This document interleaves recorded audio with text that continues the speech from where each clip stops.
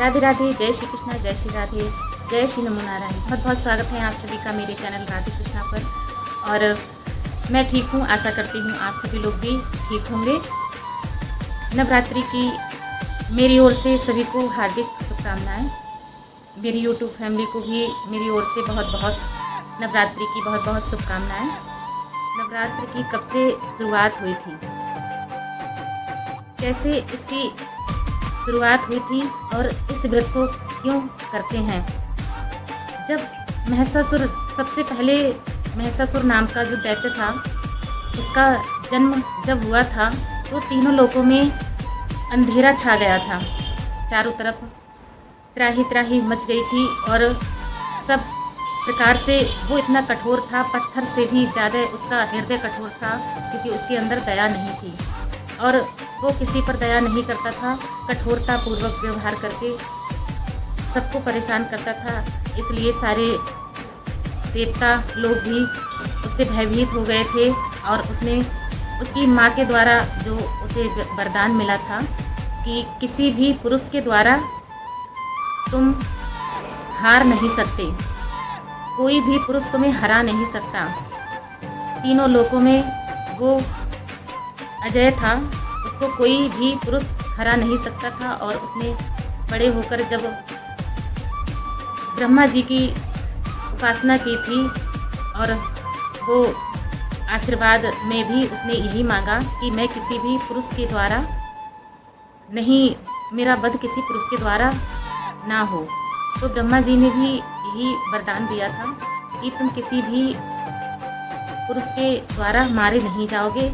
इसी अहंकार में वो जीते हुए सभी पे अत्याचार करता हुआ आगे बढ़ता चला जाता था। और वो एक समय स्वर्गलोक पर आक्रमण करने के लिए जब गया तो उसने स्वर्ग को भी जीत लिया। सारे देवता भयभीत हो गए और सारे देवताओं को उसने स्वर्गलोक से हटाकर अपने आप उस पर इंद्र के सिंहासन पर विराजमान हो गया। फिर पृथ्वी के लोग भी परेशान रहने लगे और भटकने लगे। देवता जब भटक रहे हैं तो मनुष्यों पर कौन कृपा करेगा, मनुष्यों की रक्षा कौन करेगा। जब देवता ही परेशान हैं तो मनुष्यों की रक्षा कौन कर सकता है। इसलिए उनकी कोई प्रार्थना नहीं सुनी जा रही थी और परेशान थे। धरती पर सभी जीव जंतु परेशान थे। इसलिए सारे लोगों ने मिलकर, देवताओं ने मिलकर महादेव जी से प्रार्थना की, हे महादेव, माता जगत जननी माता की शरण में जाया जाए और उनसे प्रार्थना की जाए तो माता के द्वारा ही इसका वध किया जा सकता है, क्योंकि माता स्त्री स्वरूपा है और इसका किसी पुरुष के द्वारा वध नहीं हो सकता है। इसलिए माता इसका वध करके शांति का परचम लहराएंगी और तभी सारे प्राणी सुख और शांति प्राप्त कर सकते हैं। तो सभी देवी देवता माता की शरण में गए और माता ने उनकी आज्ञा को स्वीकार किया। और स्वीकार करके जब उन्होंने सभी से अपनी अपनी शक्तियाँ सभी देवी देवताओं ने अपनी अपनी शक्तियाँ प्रदान की। माता के पास तो वैसे भी बहुत सारी शक्तियाँ थी, पूरी सृष्टि की शक्तियाँ, फिर भी देवी देवताओं ने अपनी अपनी शक्तियाँ भी देकर उन्हें और भी ज़्यादा शक्तिशाली बनाया।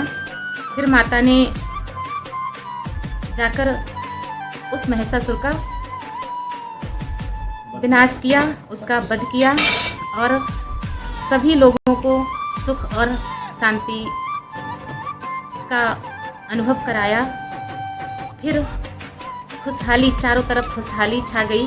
जैसे ही महिषासुर का वध हुआ वैसे ही चारों तरफ उजाला ही उजाला हो गया, हरियाली ही हरियाली हो गई और धरती पर फसलें लहराने लगीं और बच्चे खेलने लगे, पशु पक्षी विचरने लगे और स्त्रियां गाने लगीं। तभी सभी लोगों ने पृथ्वी पर माता रानी की माता रानी की प्रतिमा को तैयार करके और उनका पूजन किया, आरती की, अर्चना वंदना की। फिर उसके बाद माता रानी उनकी इस श्रद्धा को देखकर प्रकट हुई और फिर माता रानी ने उन लोगों से उनको बताया कि आप हमारे